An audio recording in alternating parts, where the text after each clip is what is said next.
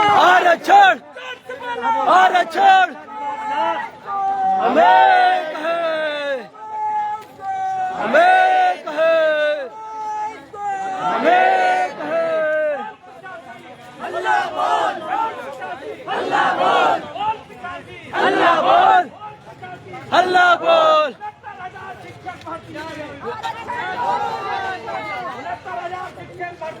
आरक्षण ना करो लेके रहेंगे आरक्षण लेके रहेंगे आरक्षण आरक्षण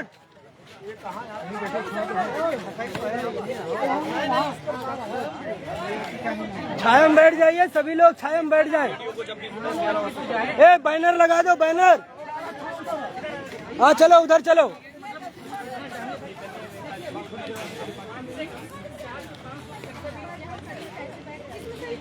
यही छांव में सभी लोग बैठ जाओ। उधर ज्यादा छाया है। हाँ उधर आगे ज्यादा छाया वहीं बैठ जाओ। और जितने लोगों को चोटें आई हैं सबका वीडियो बना करके हमको दीजिए। मीडियम चलाना है सबको। मीडियम देना है सारा। यही बैठा। क्या हो गया? क्या हुआ? क्या हुआ? अरे क्या हुआ? कहा क्या हुआ? कुछ नहीं। मार्च मार्च ना बैठ लो यार। थोड़ा देर बैठ लो यार। थोड़ा देर आराम कर लो।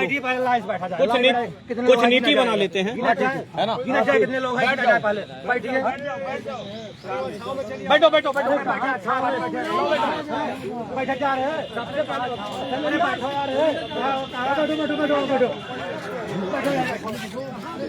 पता नहीं क्या बैठिए। पुराने लोग आएंगे 2 दिन बाद आओ। पुराने लोग ज्यादा है यहाँ और कहाँ? सब पुराने लोग हैं। लो भाई अपना मोबाइल। अरे भाई बैठिए। क्या खड़ा है सुशील भाई? थोड़ा जगह बनाओ यार। ना भाई साहब ने बुलाओ। अरे थोड़ी जगह बनाओ यार। अरे हम यहीं बैठे। बैठियो। बैठो। हाँ सही है सही है। आइए बैठिए। पहले गिनिए कितने लोग आए हैं। पहले बैठिए। अरे यार मिट्टी में जन्म हुआ। बैठा भाई सब बैठा गिने जाए पहले कितने लोग हैं। सब लोग बैठो। अरे उस लोग बहुत लोग उधर खड़े हैं यार। नहीं जाए किसी पर कहाँ ले नाम कुछ नोटा पहले गिने तो मैंने है। बोलिए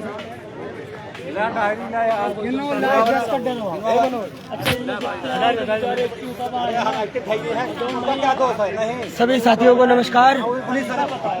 आज का आंदोलन जो है वो विधानसभा का प्रोटेस्ट हम लोगों ने किया। विधानसभा घेराव करने की कोशिश की और वहां तक हम लोग पहुंचे भी।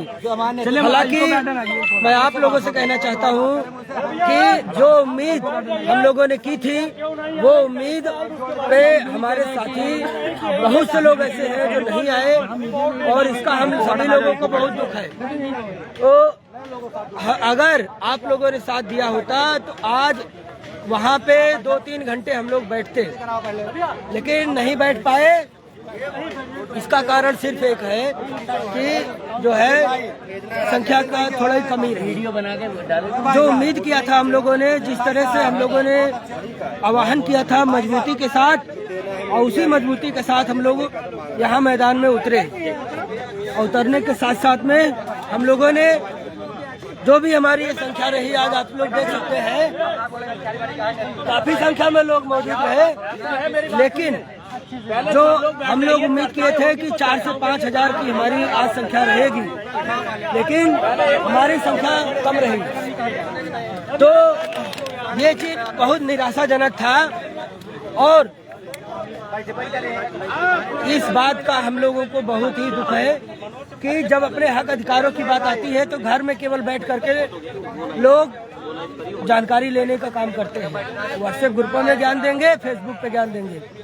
सबका जितने लोग यहाँ आए हैं सबका नाम आज नोट होगा, सबका मोबाइल नंबर नोट किया जाएगा। इसके बाद जितने भी लोग फर्जी ज्ञान देंगे तो उनको ज्ञान नहीं, तगड़ा वाला ज्ञान दिया जाएगा।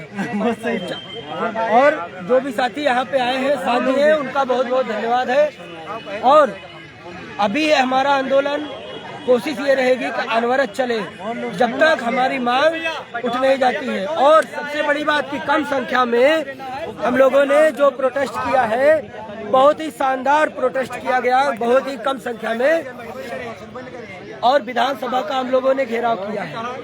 आप लोग देख सकते हैं कि संख्या हमारी कितनी है। तो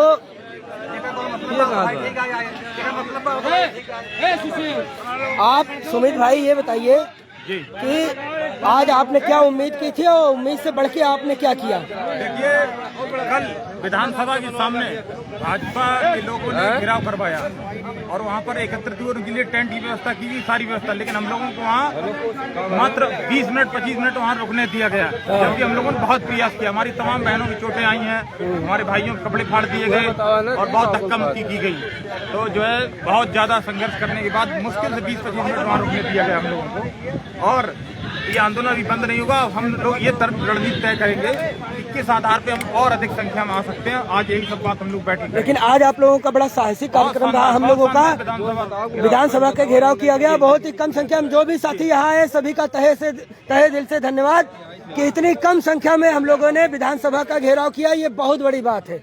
भले ही हम लोग आज आधा घंटा रुक पाए वहाँ पे, जो लोग घर में बैठ करके हम लोगों को सुन रहे हैं, अगर इन लोगों ने साथ दिया होता तो ये आधे घंटे नहीं, कम से कम 3 घंटे हम लोग विधानसभा में डटे रहते, विधानसभा का घेराव करते।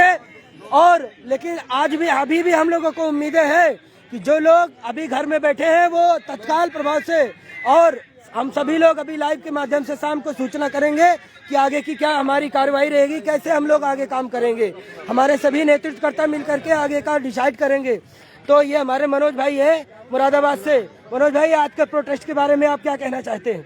संसद में प्रधानमंत्री जी कहते हैं मैं अति पिछड़े और पिछड़े समाज से आता हूं, और भावुक होकर के दिखाते हैं।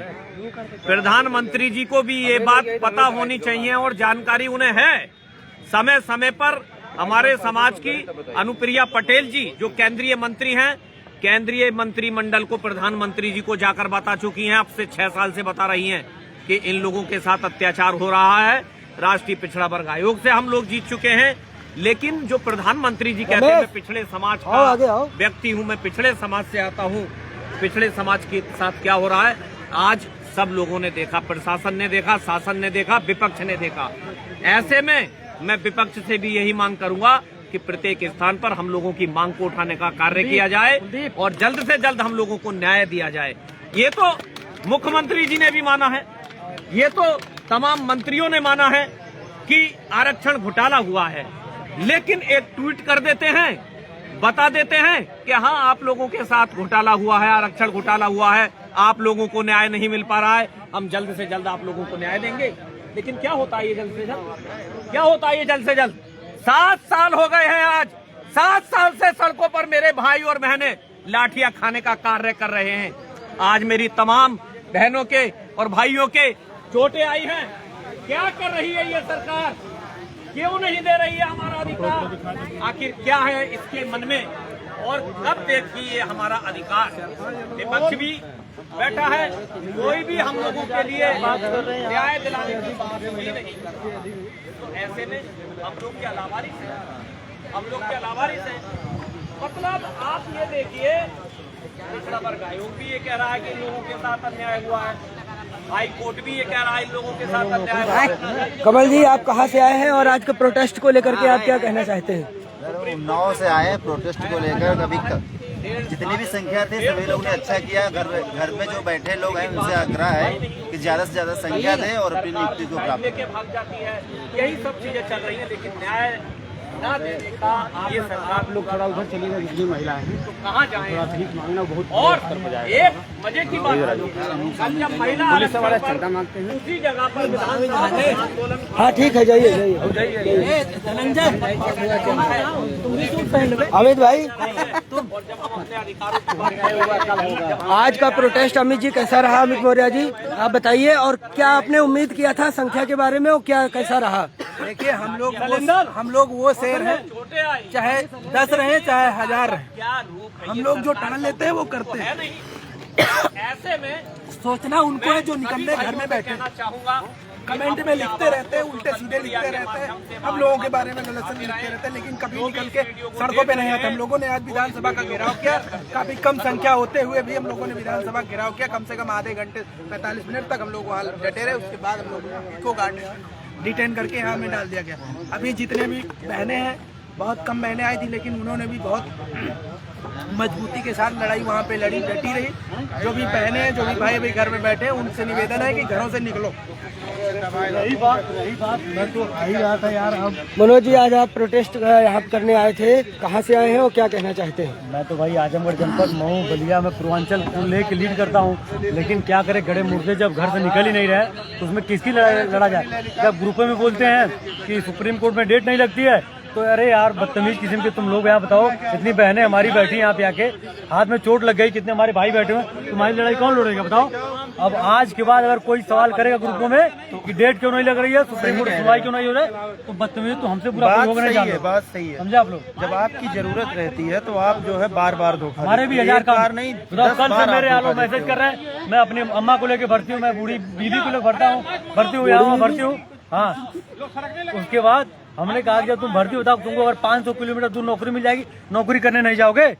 अरे तब 1000 काम छोड़ के नौकरी करने जाओगे? हमारे बड़े भाई उपेंद्र यादव जी आजमगढ़ से चल करके आए हैं। बड़े भाई से आज हम ये पूछना चाहते हैं कि आपने जो आज कम संख्या में संघर्ष किया, विधानसभा घेराव किया, आपको कैसा लग रहा है और आपने क्या उम्मीद की थी अपने साथियों से? रमेश रसीले सुप्रीम कोर्ट में जल्द से जल्द तो बैकग्राउंड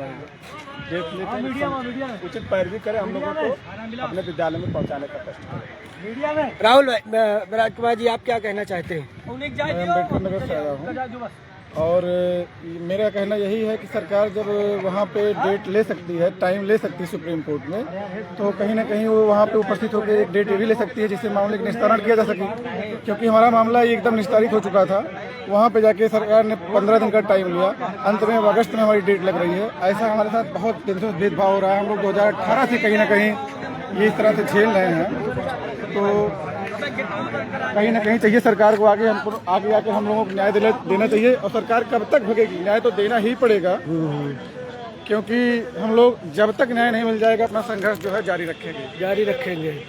पिछड़े दलित एकता जिंदाबाद। अब आप लोगों को एक इधर देखिए, भैया जूते साफ कराने करा लो, पैसे दे दो, बस लाओ भैया जूते तुम्हें धुल के दे दें। तो आप लोग क्यों ऐसा कर रहे हैं यहाँ पे? बहुजन है ना, तो बहुजन है तो क्या बहुजन का मतलब आप लोग किस्सा बहुत लंबा है, क्योंकि हमारे नेता बहरे हैं इसलिए हम मजबूर हैं। तो नौकरी मिलनी नहीं है, पढ़े लिखे हैं साहब, टेट क्वालिफाई हैं, बीटीसी क्वालिफाई हैं, टॉपर हैं अपनी यूनिवर्सिटी के, लेकिन नौकरी नहीं चाहिए। अब यही काम है, अपने पूर्वजों ने किया, हम भी अब यही करेंगे। साहब दो 10 रुपए हैं, दो झाड़ू लगा दें। तो आप लोग अपने माननीय मुख्यमंत्री जी से आप क्या मांग करना चाहेंगे? अरे वो ठीक है, उन्होंने बता तो दिया, अपने पूर्वजों का काम करो, कर तो रहे साहब। मुख्यमंत्री सही है, वो सही, क्योंकि हमारे नेता तो बहरे हैं। स्वतंत्र देव सिंह, उनसे मिलने जाओ, मालिश करा रहे हैं। इधर राकेश सचान, पिछड़ों के बड़े नेता, सोयाई करते हैं। अनुप्रिया पटेल, हम लोग का बोर्ड लेंगे, हम उनके समाज से आते हैं। अरे रहने दो साहब, क्या इतनी बड़ी बातों में जूते साफ कराना? साहब आपके पॉलिश कर दें। आप लोग जो है कहाँ से आई हैं, अपना नाम बताइए। और आप? भैया मेरा नाम रमा है, मैं अमेठी से आई हूँ भैया। ये 69,000 शिक्षक भर्ती में हम लोग 2019 से संघर्ष कर रहे हैं भैया, और हम लोग को हर जगह से जीत भी मिली है। लखनऊ की हाई कोर्ट डबल बेंच ने भी दिया है, सिंगल बेंच ने भी जीत दिया है, जिनको नियुक्ति पत्र दो।